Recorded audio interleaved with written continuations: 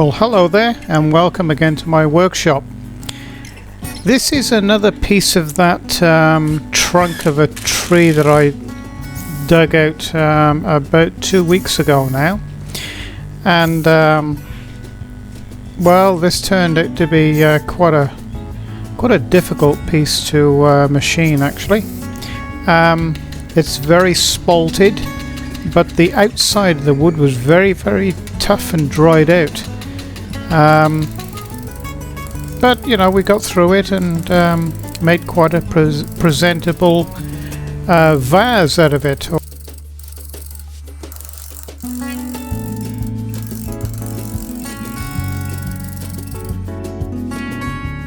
So I'm just starting at one end here. It was a very odd shape, so I'm sort of starting to machine the base actually down and remove some of the material. You can see how far the tool is away from the main body of the wood there. That there's quite a few pieces that are protruding out from the main body, and they took a bit of getting down, but we got there in the end.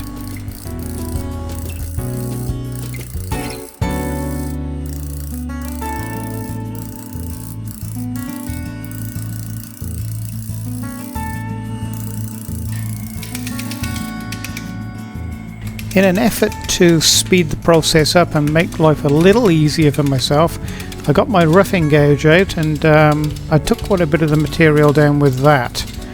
It seemed to work very well.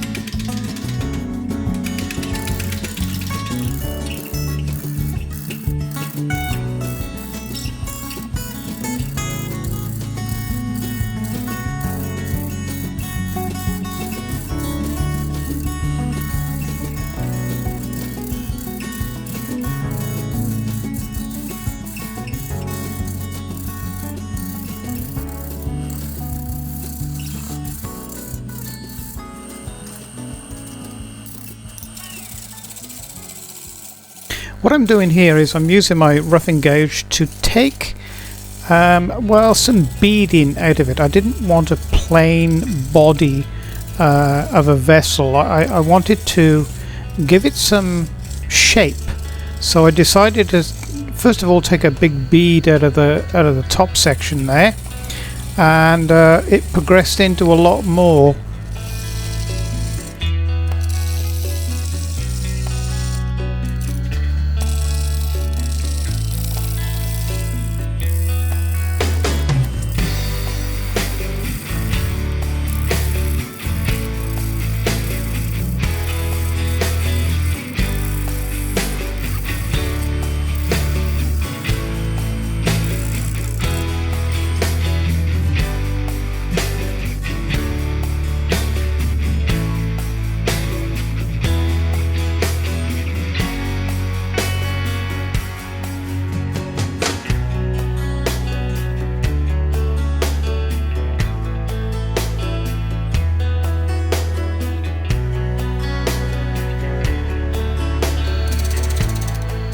So I'm facing off the bottom now, and what I actually did, because this material, especially in the center, was so spalted or rotten, what I did, I mounted my face plate back on the rear of this and remounted it on the lathe.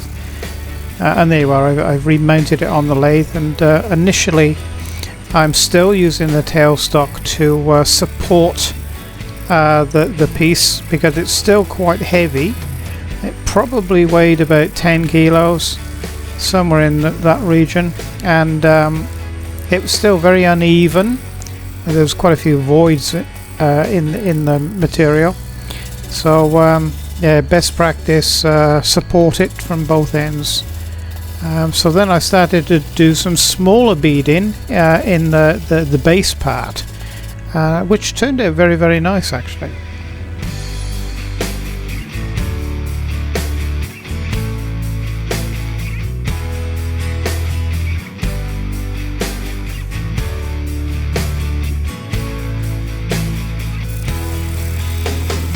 Now then, the hollowing out.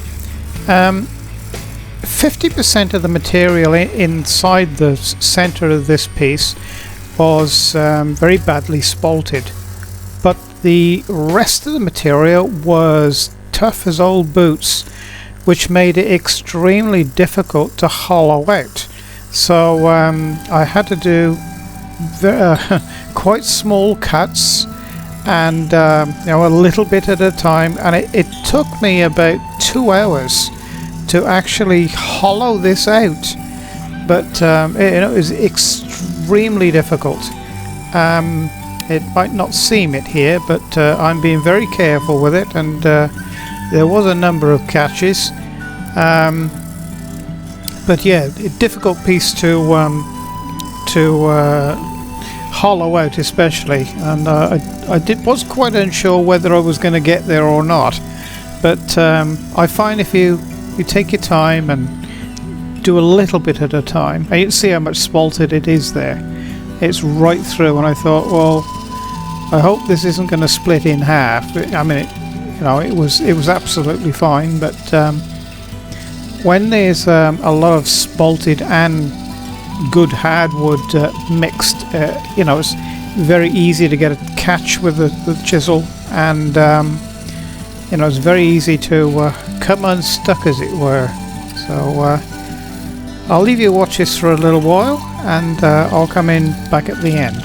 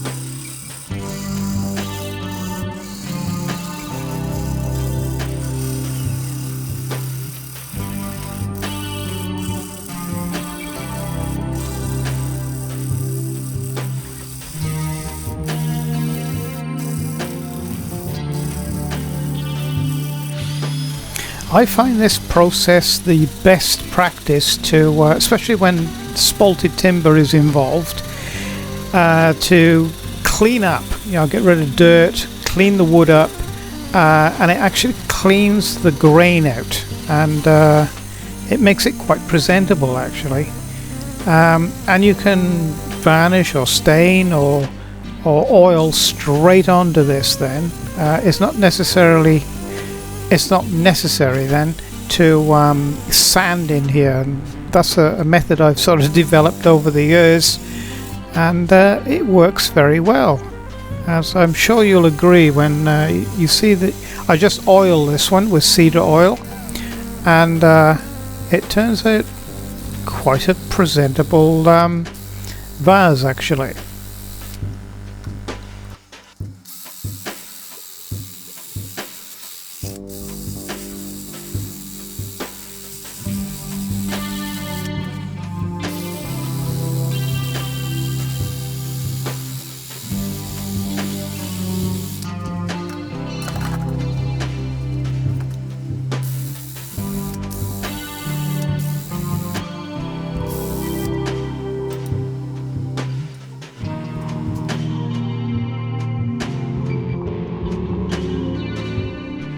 Well, I hope you've liked this video, and please press like and subscribe to my channel. And if you go to my channel, you can get there by pressing the little red box down the bottom right hand corner.